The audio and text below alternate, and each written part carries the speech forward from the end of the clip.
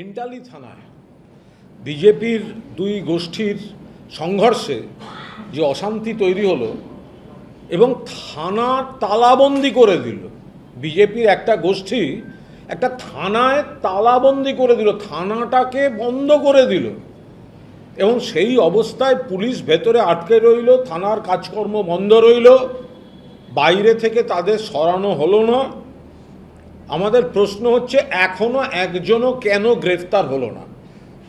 তা ওইখানে কি এইসব গুন্ডা দমন আইনের হুমকি টুমকি ওগুলো কি বিজেপির জন্য নয়?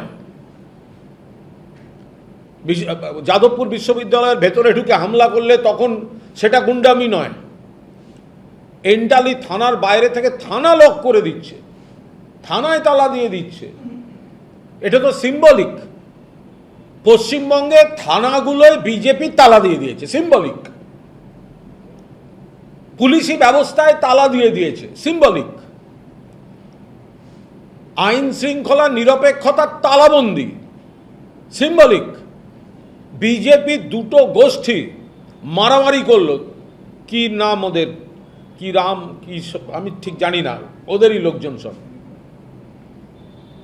কেন এখনো অ্যারেস্ট হচ্ছে না? যারা থানা এন্টালি থানা বন্ধ করে রেখেছিল, থানায় তালা দিয়ে রেখেছিল, পুলিশের কাজে হস্তক্ষেপ করেছে শুধু নয়, থানায় তালা বন্ধ করাটা পুলিশের উপর আক্রমণ, হামলা, কাজে বাধা দেওয়ার অভিযোগ, আরও আনুষঙ্গিক 10 রকম সেকশন হতে পারে। কেন একজনও অ্যারেস্ট হয়নি? বিশ্ববিদ্যালয়, যাদবপুর বিশ্ববিদ্যালয়ে গিয়ে মাঝরাত্রে গুন্ডামি করছে, তার বেলা গুন্ডা দমন আইন, এসব বড় বড় কথা আমরা শুনতে পাই না বিজেপি নেতাদের মুখ থেকে। এন্টালি থানায় তালা দিয়ে দিল, নজিরবিহীন, পশ্চিমবঙ্গের নজিরবিহীন ঘটনা। এর আগে পুলিশের নানা ভূমিকা নিয়ে বিরোধী দল নানা সমালোচনা করেছে, কিন্তু এটা দেখেছেন কখনো যে শাসক দলের গোষ্ঠীবাজিতে থানায় তালা দিয়ে দেওয়া হয়েছে এবং শাসক দল বলে তারা পার পেয়ে যাচ্ছে? কেন তাদের অ্যারেস্ট করা হচ্ছে না? কেন পুলিশ বেরিয়েছে সেই তালা, কোন সাহসে তারা তালা দেয়? কেন পুলিশ অ্যাকশন নেয়নি? এখনো কেন তারা ঘুরে বেড়াচ্ছে? যারা, ওই তো কটা লোক যারা থানায় এন্টালি থানা তালা দিয়ে বন্ধ করে রাস্তা আটকে বসেছিল, পুলিশ কেন তাদের ক্ষেত্রে নিষ্ক্রিয়? মাননীয় পুলিশ মন্ত্রী, আপনার থানা আপনার পার্টির লোক তালা দিয়ে যাচ্ছে, আপনি বসে বসে দেখছেন। আবার আপনি বিভিন্ন সভায় পুলিশ, আইন শৃঙ্খলা এসব নিয়ে কথা বলছেন। আপনার হুঙ্কার হুমকি শুধু কি তৃণমূল কংগ্রেস, মমতা বন্দ্যোপাধ্যায় সৈনিকদের উপর? আমরা অবিলম্বে এন্টালি থানা এবং যাদবপুর বিশ্ববিদ্যালয় রাত্রে যারা হামলা করেছে তাদের প্রত্যেককে, যারা উস্কানি দিয়েছে তাদের প্রত্যেককে, এই একটা দুটো লোককে ধরে এনে বললাম আমি অ্যারেস্টেড, ওসব নয়, যারা স্টেটমেন্ট দিয়ে বলেছে হামলা চলবে, রাতভর হামলা চলবে, যারা লোককে উস্কেছে, যাদবপুর বিশ্ববিদ্যালয়ে যারা হামলা করেছে আর এন্টালি থানায় যারা তালাবন্ধ করেছে, তাদের প্রত্যেককে এবং তাদের মাথাদের অবিলম্বে অ্যারেস্ট করতে হবে। যাদবপুরের উনি তো বিধায়ক, উনি যাদবপুরের বিধায়ক, কিন্তু যাদবপুর বিশ্ববিদ্যালয়টা তো যাদবপুরের বিধায়কের কনস্টিটিউয়েন্সিতে পড়ে না। তা যাকে উনি গেছেন, কিন্তু ওনার মুখ থেকে নানা ধরনের প্ররোচনামূলক কথা শোনা গেছে, আপনারাও দেখিয়েছেন, সংবাদ মাধ্যমও দেখিয়েছেন। ফলে যে বা যারা হামলা করেছে রাতে ঢুকে, যারা পৃষ্ঠপোষকতা করেছে, যারা উস্কানি দিয়েছে, যারা মাথা, তাদের অ্যারেস্ট করতে হবে। যাদবপুর বিশ্ববিদ্যালয়ের শ্রদ্ধেয় উপাচার্য, সম্মানীয় উপাচার্য, বিলম্বিত জাগরণ ঘটেছে তার, তিনি অভিযোগ করেছেন। আমরা, তিনি তার মতো করেছেন, কেন তিনি দেরিতে করেছেন, কি করতে চান তাদের ব্যাপার। আমাদের পরিষ্কার বক্তব্য যে যাদবপুর বিশ্ববিদ্যালয়ের ছাত্রছাত্রীদের একটা অংশের ভাবাদর্শ, ক্রিয়াকলাপ আমরা এসব পছন্দ করি না। বাবুল সুপ্রিয়র উপর হামলা, ব্রাত্য বসুর উপর নিগ্রহ, ছাত্রের মৃত্যু, রহস্য মৃত্যু, এসব তীব্র নিন্দনীয়। কিন্তু তা বলে বাইরের গুন্ডা গিয়ে ভেতরে হামলা করবে, আগুন জ্বালাবে, এটা হতে পারে না। ফলে এদের ধরতে হবে। এমব্লেম নন্দলাল বসু ঐতিহাসিক, ভেঙে দেয়া হলো, কেস হবে না। মিলিয়ে দেখবেন এসআইআর এর পরের বিতর্কে এই নন্দলাল বসুর নাতি এবং নাতবউ তারা কিন্তু ভোট দিতে পারেননি, এবার বুথ থেকে ফেরত যেতে হয়েছে। সিউড়িতে সম্ভবত বা বীরভূমেই তারা ভোট দিতে গেছিলেন, তাদের নাম নাকি ভোটার লিস্টে নেই। তো সেই নন্দলাল বসুর তৈরি করা যাদবপুর বিশ্ববিদ্যালয়ের এমব্লেম, সেটাকে ভেঙে দিচ্ছে বিজেপির গুন্ডারা, তার উপর পা দিয়ে দাঁড়িয়ে লাফাচ্ছে, গেট বেয়ে ঢুকবে। এরা অ্যারেস্ট হচ্ছে না, এরা অ্যারেস্ট হবে না। এদের যারা ঠেলে এগিয়ে দিয়ে পাশে দাঁড়িয়ে রইল, তারা অ্যারেস্ট হবে না। অবিলম্বে এদের অ্যারেস্ট করতে হবে। যেখানে যেখানে সাবধানতার জন্য যা যা ব্যবস্থা নেওয়া উচিত, অনিয়ম থাকলে যা যা ব্যবস্থা নেওয়া উচিত সেগুলো অবিলম্বে নেওয়া উচিত, সেগুলো নেওয়া হোক। এবং কেন যাদের যাদের উপর দায়িত্ব ছিল এই কাজগুলো করার বা মনিটরিংয়ের বা নজরদারি করার, কেন করা হয়নি, নিশ্চিতভাবে তাদেরও তদন্তের আওতায় রাখা হোক। এবং দল মত নির্বিশেষে, তিনি রাজনীতিবিদ হতে পারেন, তিনি আধিকারিক হতে পারেন, তা কাদের দায়িত্বে ছিল নজরদারি, কি করে অনিয়ম হতে পারে। দেখুন, দুর্ঘটনা নিশ্চয়ই দুর্ঘটনা, বাট অনেক ক্ষেত্রে নজরদারি এবং অনিয়মের জন্য ফাঁক দিয়ে সেই দুর্ঘটনাগুলো ঘটার সুযোগ পায়। তো সেগুলো অবশ্যই খতিয়ে দেখা দরকার। এবং এটা কোনো কাজের কথা নয়, দায় তো এখনকার সরকারকেও নিতে হবে। 100 দিনের কাজের যদি উৎসব করেন, কোন কাজ করেছেন? পুলিশি রাজ, হুমকি, তৃণমূল ভাঙার চেষ্টা, আর 2 নম্বর হচ্ছে মমতা বন্দ্যোপাধ্যায়ের কন্যাশ্রীকে কন্যারত্ন বলে চালানো, নাম বদল, আর কিছু জায়গায় নীল সাদার বদলে গেরুয়া রং বদল। এই তো কাজ। 100 দিনের জন্য যদি আপনারা এত বড় বড় কথা বলে থাকেন, তাহলে দুর্ঘটনার দায়ও নিতে হবে। এই 100 দিনের মধ্যে দমকল ওরিয়েন্টেড একটাও শীর্ষস্তরের বৈঠক দেখেছেন?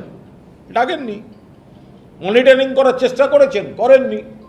তাহলে 100 দিনের ঢাকঢোল পিটিয়ে যখন 100 দিন যখন উদযাপনে নেমেছেন, তাহলে কিন্তু দুর্ঘটনার দায় বা খারাপ ঘটনার দায়ও তো আপনাদেরই নিতে হবে। ভয়ঙ্করভাবে বেড়েছে, জিনিসপত্রের দাম বেড়েছে, পেট্রোল ডিজেলের দাম বাড়ার সঙ্গে সঙ্গে, রান্নার গ্যাসের বা বাণিজ্যিক গ্যাসের দাম বাড়ার সঙ্গে সঙ্গে জিনিসপত্রের দাম বাড়ছে। তার মধ্যে বিশেষ বিশেষ কিছু জিনিস, ধরা যাক চিনি ভয়ঙ্করভাবে বেড়েছে। এবার তার বিভিন্ন ব্যাখ্যা আসছে যে পেট্রোলে ইথানল মেশানোটাকে এমনভাবে প্রশ্রয় দেওয়া হচ্ছে, সেই ইথানল তৈরি করতে গিয়ে যা যা উপাদান, সেই সব সামলাতে গিয়ে এপাশে চিনির দামটা গেছে বেড়ে।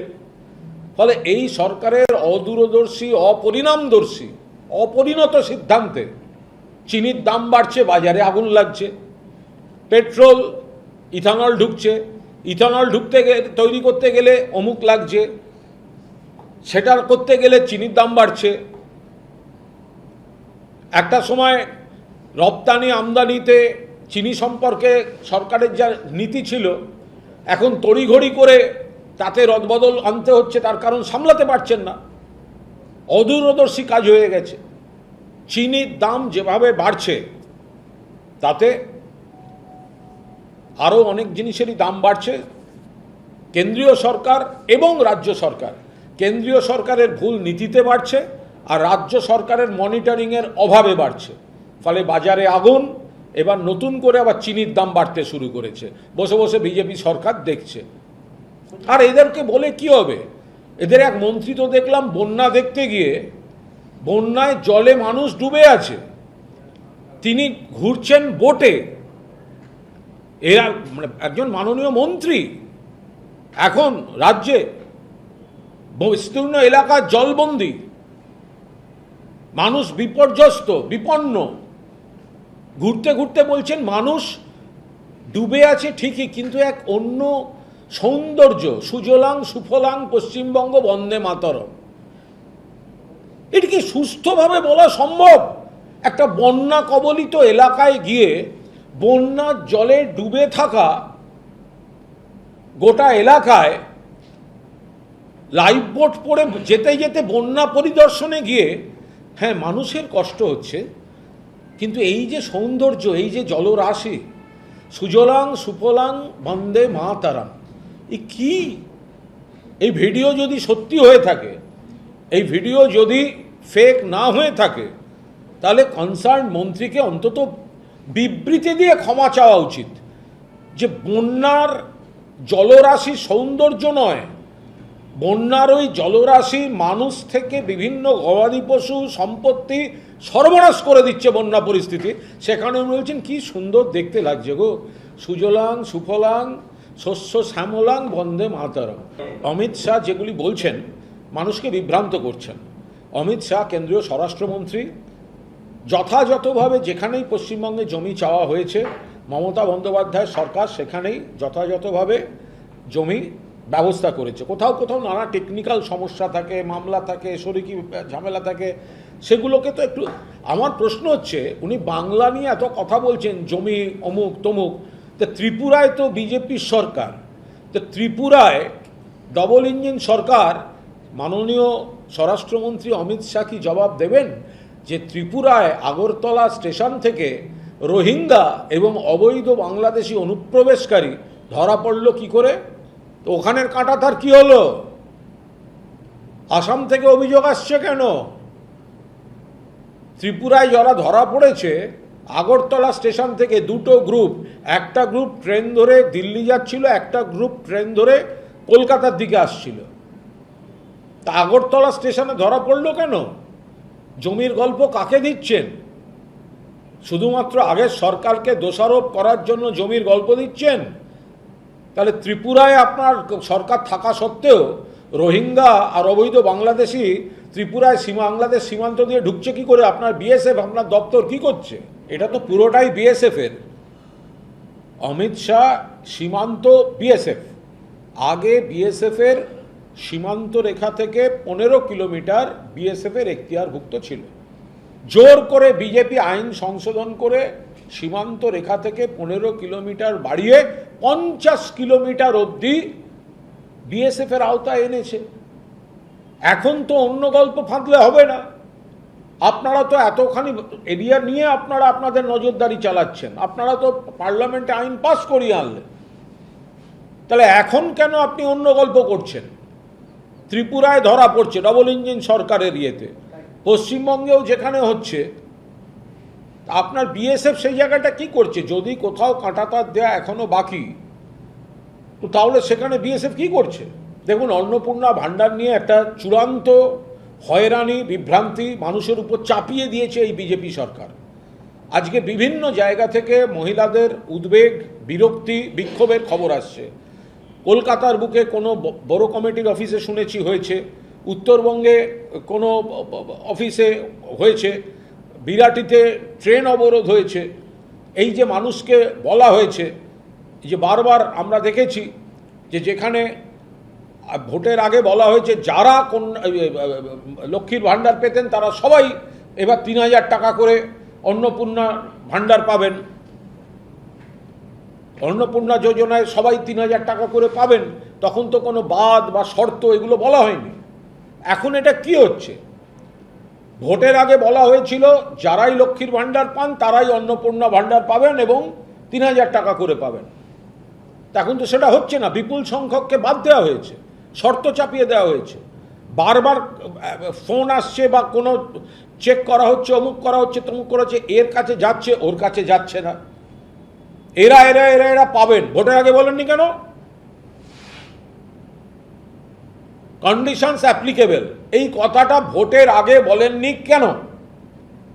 ভোটের আগে আপনাদের ক্যাডাররা পাড়ায় পাড়ায় গিয়ে একটা পাতা ফর্ম ফিল আপ করিয়েছেন, ফর্ম ফিল আপ করলেই টাকা। তো মানুষ বিরক্ত হবেন না? সরকারি যদি এই পাবেন তাহলে তিনি পাবেন না, সরকারি ওই থাকলে আপনি পাবেন না। তো এগুলো ভোটের আগে বলেননি কেন? তাহলে তো মানুষ তো তাহলে সেই অনুযায়ী সিদ্ধান্ত নিয়ে ভোট দিতেন। আপনারা ভোটটা নেওয়ার সময় বলেছেন সবাই পাবেন, এখন তাদের টাকাটা ঢুকছে না। উল্টে মানে আমাদের লক্ষ্মীর ভাণ্ডারের যে টাকাটা মমতা বন্দ্যোপাধ্যায় সুনিশ্চিতভাবে দিতেন সেটাও অনিশ্চয়তায় চলে গেছে।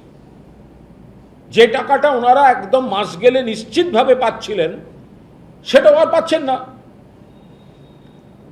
আর ৩,০০০ টাকার আকর্ষণে যারা সবাই দিয়েছিলেন, এবার তো অর্ধেক মানুষ বুঝতেই পারছে না তারটা আসেনি কেন, ঢোকেনি কেন। এ তো মাসের গোড়ায় প্রথম থেকে একদম মুখে মুখে একটা কয়েনে চলে যাচ্ছে, ঢুকেছে, সবার কৌতূহল, ঢুকলো। তো এটা বিজেপি এটা কি চাপিয়ে দিল? বিজেপি এটা সবার পশ্চিমবঙ্গের উপর এটা কি চাপিয়ে দিল? মাসের গোড়ায় যার সঙ্গে দেখা হয়েছে ঢুকেছে, ঢুকলো, ঢুকেছে, ঢোকেনি, কি? অর্ধেক মানুষ পাচ্ছেন না, তাদের অ্যাকাউন্টে টাকা ঢুকছে না। সম্পূর্ণ মানুষের সঙ্গে প্রতারণা করা হয়েছে, হয়রান করা হয়েছে। কলকাতা পুরসভার মেয়র ছিলেন ফিরহাদ হাকিম, পুরমন্ত্রী ছিলেন ফিরহাদ হাকিম, উনি এখন ভালো তৃণমূল। তা এখন যদি বিজেপির যার যা অভিযোগ আছে কর্পোরেশন সংক্রান্ত, তো কর্পোরেশন সংক্রান্ত যদি কোনো অভিযোগ থাকে বিজেপির, তা ওদের তো ভালো বন্ধু, ভালো তৃণমূল, ফিরহাদ হাকিমকে জিজ্ঞাসা করুন। কর্পোরেশনের ডিটেল তো আমাদের পক্ষে বলা সম্ভব না। আইএসএফের সঙ্গে আমাদের নীতিগত মতপার্থক্য আছে, রাজনীতিগত মতপার্থক্য আছে, ওদের সব অদ্ভুত অদ্ভুত জোট সঙ্গী নিয়ে চলে, এগুলো আছে। কিন্তু ব্যক্তিগতভাবে নওশাদ ছেলেটিকে ভালো লাগে, কিন্তু এটা তো রাজনীতির ময়দান, ফলে এখানে ব্যক্তিগত জায়গার কোনো ব্যাপার নেই। ফলে আমাদের আইএসএফের সঙ্গে নীতিগত রণকৌশলগত মতপার্থক্য আছে, কিন্তু এখন ওখানে কে ঢুকছে, কে বেরোচ্ছে, কে ছাড়ছে, এই বলা সম্ভব। কে কার ভাই, কে কার অমুক, সেইভাবে যদি তৃণমূলকে, আচ্ছা তৃণমূল অমুকে ধরা পড়েছে তার ভাই তৃণমূল, এটা কোনো কথা হলো? অনেক রকম লোক অনেক জায়গায় আছে। সৌগত রায় আমাদের সাংসদ, তথাগত রায় ওই, তো এবার এরকম অনেক আছে। ওই ওই বিচিত্র পরচুলা বলছে এনসিপিআই, আর কি বলে ভ্রাম্যমান বিউটি পার্লার বলছে তৃণমূল। তাতে কি হলো? এক পরিবারে দুদিকে হতে পারে না? না, আমি তো কে ভালোর বিষয় নয়, কিন্তু আরাবুল ইসলাম তৃণমূল কংগ্রেসের অত্যন্ত কঠিন দিনের সৈনিক ছিলেন। 2006টায় সিপিএমের সঙ্গে যে লড়া, সেটা আরাবুল ইসলামের লড়াইকে, এবার তাকে নিয়ে 10টা বিতর্ক থাকতে পারে, অভিযোগ থাকতে পারে, আমি তার মধ্যে ঢুকছি না, কিন্তু আরাবুল ইসলাম নিশ্চিতভাবে তৃণমূল কংগ্রেসের খুব অত্যন্ত একটা সময়ের খুব ভালো সৈনিক ছিলেন। তারপর নানা সমস্যা ইত্যাদি। আর নওশাদ আজকে যে বিভিন্ন দল হচ্ছে তাদের সঙ্গে আমাদের মতে মেলে না, তাদের নীতি আলাদা, আমাদের নীতি আলাদা, কিন্তু ইয়াং ছেলে, একটা ফ্রেশ ছেলে, ভালো লাগে। শীর্ষ নেতৃত্ব মমতা বন্দ্যোপাধ্যায় যা চূড়ান্ত করবেন, সেটা কাউকে দলে নেয়া বা কাউকে দল থেকে বহিষ্কার করা, এটার তো কোনো এখতিয়ার আমাদের নেই। ফলে যদি কেউ আসতে চান বা কোনো পরিস্থিতি হয়, চূড়ান্ত সিদ্ধান্ত তো নেত্রী নেবেন। এখানে ব্যক্তির কোনো ব্যাপার নয়। আমি শুধু আবার বলছি, আরাবুল ইসলাম তৃণমূল কংগ্রেসের এমন সময়ের সৈনিক, যে সময়টা ওইখানে দাঁড়িয়ে সিপিএমের সন্ত্রাসের মোকাবিলা করতে বুকের পাটা লাগত, কিন্তু পরবর্তীকালে নানা বিতর্ক, দূরত্ব এসব তৈরি হয়েছে। বাকিটা তো দলের শীর্ষ নেতৃত্বের বিষয়। কারণ এটা মানে আইএসএফ সম্পর্কে আমার খুব বিস্তারিত ধারণা নেই। আমি শুধুমাত্র নওশাদকে দেখি, ইয়াং ছেলে, ফ্রেশ ছেলে, কথা বলতে ভালো লাগে, কিন্তু ওদের নীতি বা ওদের অবস্থান যা বুঝি সেটা আমাদের অনেক নীতির সঙ্গেই মেলে না। ওদের আরও স্পষ্ট অবস্থান নেওয়া উচিত এই বিজেপি নামক একটা ক্ষতিকারক রাজনৈতিক শক্তির বিরুদ্ধে। ফলে সেই সমস্ত জায়গায় ওরা এমন কিছু জোট সঙ্গে এমন কিছু করে ফেলে, যাতে ঘুরে ফিরে হয়তো বিজেপির সুবিধা নিয়ে নেওয়ার চেষ্টা করে বিজেপি।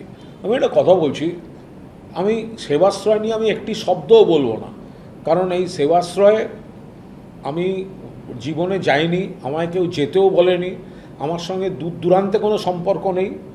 আমি শুধু এইটুকু বলি, বিভিন্ন এমএলএ এমপি তারা তাদের বা জনপ্রতিনিধি কাউন্সিলর বা সাধারণ সাংগঠনিক নেতা সমাজসেবী সংগঠন অনেকেই তাদের কেন্দ্রে নানা ধরনের এই ধরনের স্বাস্থ্য কেন্দ্র বা স্বাস্থ্য শিবির, কেউ রক্তদান শিবির, কেউ বস্ত্রদান শিবির, মানুষকে পরিষেবা দেওয়ার নানা কাজ করেন। এবার অভিষেকের প্রভাব বেশি, ক্ষমতা বেশি, অনেক বেশি ইয়ে করেছে, অনেক বেশি বড় করে কিছু করেছে। আমি যাইনি, আমি দেখিনি, আমি বলতে পারবো না। আমি একদিন ওই সময় ওখান দিয়ে যাচ্ছিলাম, আমি 10 ফুট অন্তর একটা করে গেট দেখেছি, কিন্তু তার বাইরে আমি শিবিরে কখনো যাইনি। তো এখন সেই জায়গায় দাঁড়িয়ে সেবাশ্রয় সম্পর্কে আমার কোনো মন্তব্য নেই, কিন্তু আমি এটুকু বলছি যে কোনো জনপ্রতিনিধি বা যে কোনো নেতা তার এলাকায় তার মানুষকে পরিষেবা দেওয়ার জন্য বিভিন্ন কর্মসূচি করে থাকেন। এখন কাউকে কাউকে টার্গেট করে নিয়ে যদি একটা আক্রমণ বা কিছু হয়, সেটা নিশ্চয়ই তিনি, he is the best person to answer. না, আমি সম্পূর্ণ একদম মানে নির্ভেজাল তৃণমূল। আমার নাম কুণাল কুমার ঘোষ, আমি বিধায়ক এবং আমার নেত্রীর নাম মমতা বন্দ্যোপাধ্যায়। আমি বিধানসভায় এসে স্ট্যান্ডিং কমিটির মিটিং ছিল, তো আমি এসে তখন একটি ফোন এসেছিল, তো ভেতরে ওই লবিটার একটু ভেতরে ঢুকলে আপনারা সবাই জানেন ফোনের একটু নেটওয়ার্ক ডিস্টার্ব হয়। তো আমি ওই ফোনে কথা বলছিলাম, সেই সময় ভেতরে থেকে কয়েকজন বেরোচ্ছিলেন, তারা গেরুয়া এবং পোশাক পরে দেখলে বোঝাই যাচ্ছিল যারা বেরোচ্ছেন তারা হয়তো বিজেপির সমর্থক বা বিজেপির মনোভাবাপন্ন। তো আমি ওখানে ফোনে কথা বলছিলাম, আপনারা সবাই দেখেছেন সামনে। তো তারা এগিয়ে আসেন, এগিয়ে এসে বলেন যে আপনাকে খুব ভালো লাগে, হয়তো আমরা আলাদা মতামতের, কিন্তু আপনার কথা শুনতে ভালো লাগে, আপনাকে ফেসবুকে বা ইউটিউবে আপনাকে আমরা ফলো করি, ভীষণ ভালো লাগে, একটা সঙ্গে ছবি তুলব। তারপর বললেন আমরা সরাসরি বিজেপি নই, আমরা একটি সংগঠনের, আমাদের একটা উত্তরীয় আপনাকে পরিয়ে দিতে চাই। আমার অত ছুতমার্গ নেই যে আমাকে কেউ কোনো মানে আমাকে আলিঙ্গন করলে বা আমার এটা কেউ পরিয়ে দিলে আমার জাত চলে যাবে, আমার এসব ছুতমার্গ নেই। তারা আমাকে দেখেন, এখন অন্য ভাবাদর্শের লোকেদের, কর্মীদের বা নেতাদেরও যদি আমার কথাবার্তা ভালো লাগে, সেটা তো আমি আমার কৃতিত্ব হিসেবে নিচ্ছি। আমি চাই আমার কথা সকলের ভালো লাগুক, এবং ওনারা ওনারা আমার সঙ্গে কোনো রাজনীতি করেননি, অত্যন্ত আন্তরিকভাবেই ওনারা কথা বলেন। কোন কোন জেলা থেকে এসছেন, কি জেলা থেকে এসছেন, বললেন যে আমরা আপনাদের উল্টো মতামতের, কিন্তু আমরা আপনাকে পছন্দ করি। ফলে তাদের সংগঠনের লোগো দিয়ে একটা উত্তরীয় আমাকে পরিয়ে দেন। আবার আমাকে একজন ভালোবেসে, এখানকারই একজন, আমাদের একটু তালের বড়া দিচ্ছিলেন। তা আমিও একা একা ওদের সামনে কি খাবো, আমিও তাদের বললাম যে নিতে পারেন। তো তারা একটু তালের বড়া খেলেন, একটা সৌজন্য। তারা তাদের কার্ড আমাকে দিলেন, আমার একটি কার্ড নিলেন, তারপর ওনাও চলে গেলেন, আমিও চলে গেলাম। আমাদের কাছে আমরা দেখেছি, আমরা তো শিল্পকে স্বাগত জানাচ্ছি, তা আমরা দেখেছি যে ওখানে মানে আমরা দেখেছি যে ডানকুনিতে লাক্সকোজির একটি নতুন কারখানা, তার জন্য একটা বিরাট অনুষ্ঠান, মুখ্যমন্ত্রী, শিল্পমন্ত্রী সবাই গেছেন, খুবই ভালো, হতেই পারে। কিন্তু তারপরে কিছু অভিযোগ আসে যে লাক্সকোজির ওখানে অলরেডি একটি কারখানা রয়েছে, তার পাশের যে জমিটায় আরেকটি কারখানা এবং 600 কোটি টাকা বিনিয়োগের যে গল্পটি দেয়া হলো, তখন অভিযোগ আসে ওখানে প্ল্যানটাই এখনো তৈরি হয়নি, প্ল্যান স্যাংশন হয়নি বলে একটা অভিযোগ আসে। দ্বিতীয় অভিযোগ আসে ওই জমিতেই একটি ওয়্যার হাউস, পাতি বাংলায় গুদাম করার জন্য একটা আবেদন কয়েক বছর আগে তারা করেছিলেন, এবং পরিবেশ দপ্তর তাদের চিঠি দিয়ে বলে, আমি কাল চিঠিটা দেখিয়েওছিলাম, যেহেতু শুধুমাত্র ওয়্যার হাউস, ফলে পরিবেশের আলাদা ছাড়পত্র দরকার নেই, কিন্তু ওখানে কোনো শিল্পের কিছু উৎপাদন করা যাবে না। তাহলে এইটাই প্রশ্ন ছিল, এক, কোনো প্ল্যান আছে কিনা, দুই, প্ল্যান অনুমোদিত কিনা, তিন, যে স্ট্যাটাস ছিল সেই স্ট্যাটাসটা বদল হচ্ছে কিনা, হয়েছে কিনা। যদি তারা সব অনুমতি করে নিয়ে শিল্প করেন, কেউ তো কোনো আপত্তি করছে না, কিন্তু যদি ফাঁক থাকে তাহলে সেগুলো তারা যেন মেরামতি করে নেন। বাংলায় একটা শিল্প হবে তো ভালো কথা, কিন্তু শিল্প হবে এই আশাটা জাগছে, অথচ কাগজে পত্রে নথিতে যদি ফাঁক থাকে তাহলে সেই ফাঁকটা যেন না থাকে। এটা ঠিক অভিযোগ নয়, যে প্রশ্ন আসছিল, রাজ্য সরকার বিভাগীয় তদন্ত করে দেখলে বিষয়টা তারা স্পষ্টভাবে বুঝতে পারবেন। আর একটা কথা বলে রাখি, আজকে পুর ও নগর উন্নয়ন দফতরের স্ট্যান্ডিং কমিটির একটি বৈঠক ছিল। এখন সেখানে সিদ্ধান্ত হয়েছে, আমাদের কমিটির চেয়ারম্যান বিজেপি বিধায়ক সজল ঘোষ এবং অন্যান্য সবাই সেখানে ছিলেন, এবং যারা প্রাক্তন মেয়রও ওই কমিটির সদস্য, সব দলেরই যেরকম থাকে স্ট্যান্ডিং কমিটি। তো স্ট্যান্ডিং কমিটি একটা সিদ্ধান্ত আগের দিনই একটা অনুরোধ করেছিলাম, আমি ধন্যবাদ দিচ্ছি কমিটিকে, কমিটি সেটা গ্রহণ করেছে যে আমরা শুধু এখানে মিটিং করব না, আমরা স্পটগুলোতে যাব। ফলে আগামী 2 তারিখ, আগামী 2 সেপ্টেম্বর মধ্য কলকাতার যে বিস্তীর্ণ এলাকা জল জমার সমস্যা, যেটা আমার স্ট্রিটকে কেন্দ্র করে এপাশে কলেজ স্ট্রিট, বইপাড়া, মহাত্মা গান্ধী রোড, কেশব সেন স্ট্রিট, ইদানিং গিয়ে সুকিয়া স্ট্রিট হয়ে এমন একটা পরিস্থিতি তৈরি হচ্ছে যে ওপাশে গিয়ে মানে খালের ধারে যাওয়ার মাঝখানের রাস্তাগুলোকেও ডিস্টার্ব করে দিচ্ছে। ফলে আগামী 2 সেপ্টেম্বর আমরা এই জায়গাটি স্ট্যান্ডিং কমিটি ভিজিট করবে, তার সঙ্গে ডিজি ড্রেনেজ কলকাতা কর্পোরেশনের এবং আনুষঙ্গিক সমস্ত অফিসারদেরও ঋষিকেশ পার্কের পাম্পিং স্টেশনের সামনে ডাকা হয়েছে। ওইখানেই মিটিং হবে, কেন জল জমছে, যে কাজটা হচ্ছে কতদিন লাগবে, কেন দেরি হচ্ছে, এর সবিস্তারে বৈঠক হবে। ফলে মধ্য কলকাতা ওই জায়গাটি অর্থাৎ আমার street, Sukia street, college street এবং তারপরে ক্যানেলে যাওয়ার পথে গিয়ে 28 নম্বর ওয়ার্ড বা বেলেঘাটা কেন্দ্রেরও, ওইটা হচ্ছে জোড়াসাঁকো কেন্দ্র, আবার বেলেঘাটা কেন্দ্রেরও বেশ কিছু জায়গায় জলের মানে খুব সমস্যা তৈরি করে দিচ্ছে জল জমা।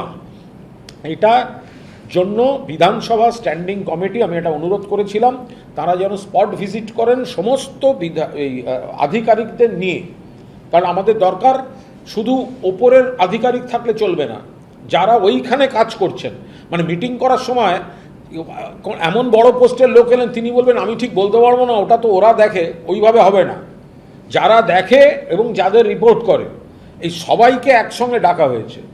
2 সেপ্টেম্বর মধ্য কলকাতায় ঋষিকেশ পার্কে গিয়ে আমরা জোড়াসাঁকো এবং জল উপচে বেলেঘাটা কেন্দ্রে যে সমস্যাটা তৈরি করছে তার জন্য একটি স্পট ভিজিট এবং মিটিং, এবং তারপর বরানগরে একটা নির্দিষ্ট জায়গায় দীর্ঘদিনের জল জমার একটা সমস্যা আছে, তো ওখানেও আমাদের স্ট্যান্ডিং কমিটি ওখানকার আধিকারিকদের নিয়ে আমরা স্পট ভিজিট এবং বৈঠক করব। নৈহাটির ঘটনা অত্যন্ত ভয়ঙ্কর। মহিলাদের নিরাপত্তা যে এ রাজ্যে এখন শেষ 100 দিনে আরও কত খারাপ জায়গায় গেছে, কিভাবে শুধু খুন, ধর্ষণ, শ্লীলতাহানি এগুলো বাড়ছে তা নয়, পাশাপাশি যেভাবে মহিলাদের উপর নিগ্রহ, এবং এই নৈহাটিতে যে নিগ্রহটি হলো তাতে এবার এই বিজেপি নেতারা কি বলবে? হঠাৎ মাঝরাত্রে মণ্ডল সভাপতি বা মণ্ডলের নেতার ইচ্ছা হলো কেন তার সঙ্গে রাত্রেবেলা কথা বলার? আর তিনি যদি অভিযোগ করেন তাকে নিগ্রহই বা হবে কেন? তো পুলিশ তদন্ত করে দেখবে ঠিক না ভুল। ফলে মহিলাদের উপর গত 100 দিনে যে পরিমাণ সারা বাংলার বিভিন্ন জায়গায়, কালকেই খবর পেয়েছেন হরিশ্চন্দ্রপুর মালদা 2 জন মহিলা চাষের ক্ষেতে কাজ করতে গেছিলেন, তাদের সঙ্গে অত্যন্ত খারাপ আচরণ করা হয়েছে, কোপানো হয়েছে, একজন মহিলা মারা গেছেন, আর একজন চিকিৎসা চলছে। আজকে হচ্ছে এই খবর, বিজেপির মণ্ডল সভাপতি এই কীর্তি করছে। তাহলে এবার বুঝুন যে যারা এতদিন বড় বড় কথা বলতেন নারী নির্যাতন, আর এখন ওই দিল্লির ওই ওরা কোথায় যে জাতীয় মহিলা কমিশন বলে যারা ঘুরে বেড়ায়, এখন কি পশ্চিমবঙ্গে টিকিট কাটলে গভর্নমেন্ট রিইম্বার্স করছে না? টিকিট কাটছেন না কেন কলকাতায়? এখন কি গভর্নমেন্ট রিইম্বার্স করছে না? বিজেপি শাসিত সরকার থাকলে সেখানে রিইম্বার্স করা হয় না ট্রেনের টিকিট। তো একের পর এক ঘটনা ঘটে যাচ্ছে, মহিলা কমিশন আসতে পারছেন না এখানে। বালুরঘাট দিয়ে শুরু করুন না, চাটনের বিরুদ্ধে যে অভিযোগ, আমি তো মহিলা কমিশনে চিঠি দিয়েছি দিল্লিতে, চাটনের বিরুদ্ধে মহিলা কমিশনে চিঠি দিয়েছি যে একজন মহিলা, তার কি পরিণতি হলো এখনো জানি না। এই হচ্ছে এফআইআর এর কপি। এই চাটনের বিরুদ্ধে ইনি এই অভিযোগ করেছিলেন, ব্যাংক ট্রানজাকশনের অভিযোগ আছে এফআইআরে চিঠিতে। তা আপনারা মহিলা কমিশন কি করে দেখছেন? কি দেখছেন? কেন দেখছেন না? তা মহিলা কমিশন আসুক, তাকে তো ওই দিস্তে দিয়ে, তো মানে কনসার্ন মেয়েটির আমি জানি না তার কি পরিণতি হয়েছে, শুনেছি একরকম। আমি তো সিপিএমের শতরূপ তো জানালো, সে তো মৃত্যুর তদন্ত দাবি করছে, আমরাও বলছি হ্যাঁ তদন্ত হোক, যদি মৃত্যু হয়ে থাকে তাহলে তদন্ত হোক, কিন্তু অফিসিয়ালি তো জানি না ঠিক কী হয়েছে মেয়েটির। কিন্তু তাহলে মহিলা কমিশন এখন দেখবে না কেন? আমি তো ওর সঙ্গে সব এফআইআর থেকে আরম্ভ করে ওই চাটনের জিব্বার করা ছবি, ওই নানা রকম চাটার ছবি সব শুদ্ধ দিয়েই আমি তো পাঠিয়েছি মহিলা কমিশনকে। চাটন হচ্ছে অনারেবল স্পিকারের প্রভিশনাল সিদ্ধান্তের প্রভিশনাল অপোজিশন লিডার, ওর ডাকনাম চাটন। আমি মাননীয় মুখ্যমন্ত্রীকে কন্ট্রাডিক্ট করে বলছি, আইনের শাসন পশ্চিমবঙ্গে ছিল, আইনের শাসন পশ্চিমবঙ্গে অবসান করে দিয়েছে এই বিজেপির সরকার। পুরো দস্তুর পুলিশকে দলদাস বানিয়ে মিথ্যা মামলা জঘন্যতমভাবে ডেকে ডেকে হুমকি দিয়ে তাদের সংগঠন নেই, তারা পুলিশ দিয়ে চাপ দিয়ে তৃণমূলকে ভাঙার চেষ্টা করছেন। যারা আত্মসমর্পণ করছে না, তাদের কথা শুনছে না, তাদেরকে চূড়ান্ত হয়রানির মধ্যে ফেলা হচ্ছে। যারা ভালো তৃণমূল সেজে যাচ্ছে, যারা বিজেপি হয়ে গেছে, তাদের ছাড়। যারা মমতা বন্দ্যোপাধ্যায়ের নেতৃত্বে আছে তাদের উপর জোর জুলুম, হামলা, হুমকি, পুলিশ দিয়ে হয়রানি, আইন শৃঙ্খলা পশ্চিমবঙ্গ থেকে উৎপাটিত করে দিয়েছেন এই বিজেপির সরকার। আমার পরিষ্কার বক্তব্য, মাননীয় মন্ত্রী অর্জুন সিং যদি বলে থাকেন যে পুকুর ভরাট বরদাস্ত করবেন না, সুতরাং কে থাকে, কারা করছে, এই প্রশ্নের মধ্যে তো ঢুকছি না। আমি তো দিনের আলোয় পুকুর ভরাট চলছে ছবি পোস্ট করে প্রশাসনের দৃষ্টি আকর্ষণ করেছি। ওনারা পুকুরটিকে উদ্ধার করুন না। কে করছে, কেন করছে, এগুলো তো অবান্তর। যদি পুকুর ভরাট জিরো টলারেন্স হয়, আমি যা ভিডিও বা স্টিল ছবিগুলি পোস্ট করে সেখানে সকলের দৃষ্টি আকর্ষণ করেছি, তাহলে প্রশাসন পুলিশ পাঠিয়ে যেখানে অবধি ওরা বুঝিয়েছে সেটা ক্লিয়ার করে দিক। জলাশয়, জলাভূমি, পুকুর, জলটা থাক। আমি অর্জুন সিংয়ের এই শব্দটা, যে পুকুর ভরাট জিরো টলারেন্স, আমি অর্জুন সিংয়ের এই শব্দটা সমর্থন করে ওনাকে বলছি, আপনার বাড়তি ভাব সম্প্রসারণের দরকার নেই। যে কে করছে, কে করতো, ক্লিয়ার করে দিন। দৃষ্টি আকর্ষণ করে প্রশাসনকে বলছি পুকুর ভরাট করছে, অবিলম্বে থামান। মাননীয় মন্ত্রী নজর পড়েছে, ভালো লাগলো। তিনি প্রশাসনকে বলে অবিলম্বে পুকুর ভরাট বন্ধ করুন এবং জলাভূমিটাকে আবার জলাশয়ের চেহারা দিয়ে দিন। আরে দিলীপ ঘোষ এই যে বলেন না যাদবপুরে যা হয়েছে ঠিক হয়েছে, দিলীপ ঘোষ দার্জিলিংয়ে যখন ঘুরছিলেন তখন ওনার পশ্চাৎ দেশে যারা কিসব করেছিল, তো সেটা কি ঠিক ছিল? দিলীপ ঘোষ সকালবেলা দার্জিলিংয়ে মর্নিং ওয়াকে বেরিয়েছিলেন, মনে আছে ছবিগুলো? পেছন থেকে কারা কি করেছিল পশ্চাৎ দেশে, তা আমরা তো নিন্দা করেছিলাম, ওটা ঠিক হয়নি। তা এখন বিরক্ত দেখাচ্ছেন কেন মন্ত্রী হয়ে? যেটা খারাপ সেটাকে খারাপ বলুন। যাদবপুর বিশ্ববিদ্যালয়ের ভেতরে যারা থাকে সেই ছাত্রছাত্রীদের একাংশের সব কাজ আমরা সমর্থন করি না। বাবুল সুপ্রিয়র উপর হামলা, ব্রাত্যকে লাঞ্ছনা, স্বপ্নদ্বীপের মৃত্যু, ওদের অনেক কিছুর সঙ্গে আমাদের তীব্র মতপার্থক্য। কিন্তু তা বলে বিজেপির গুন্ডারা রাত্রিরে গিয়ে আগুন লাগাতে চাইবে, এটা কখনো হতে পারে না। দিলীপদা দয়া করে ভাববেন না। আপনারা একটু মনে রাখবেন যে দার্জিলিংয়ে হাঁটছেন, পেছন থেকে দুম করে কারা কী করলো, সেগুলোকেও কিন্তু আমরা কেউ সাপোর্ট করিনি। খারাপটাকে খারাপ বলুন, এটা বাংলার লজ্জা, বাংলার মিষ্টি, বাংলার গর্ব।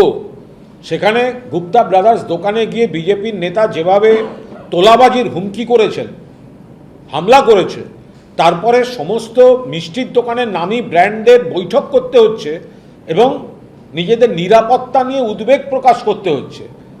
এই জিনিস কিন্তু বাংলা কোনোদিন ভাবেনি। মিষ্টি বাংলার গর্ব।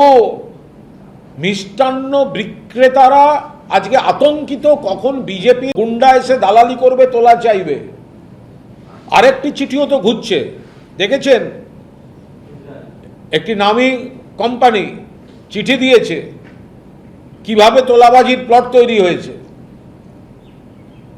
100 দিনের সবথেকে নজর কাড়া কাজ বিজেপির সরকার করেছে, নজিরবিহীন তোলাবাজি। পোস্তায় এমন গন্ডগোল করলো, ধর্মঘট হয়ে গেল।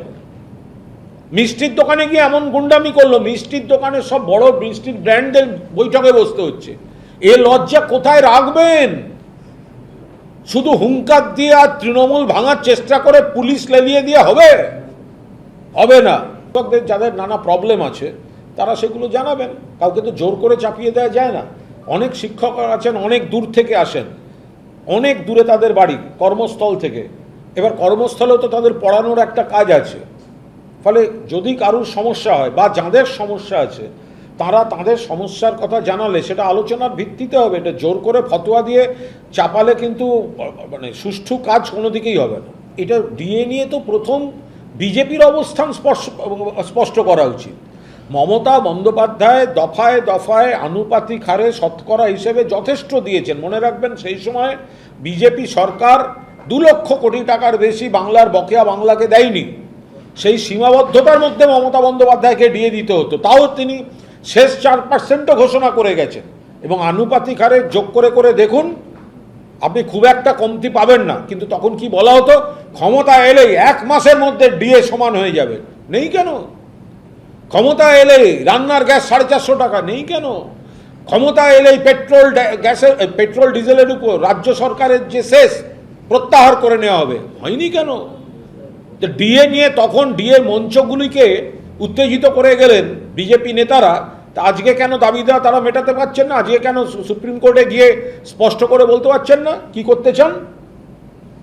Thank you. চলুন।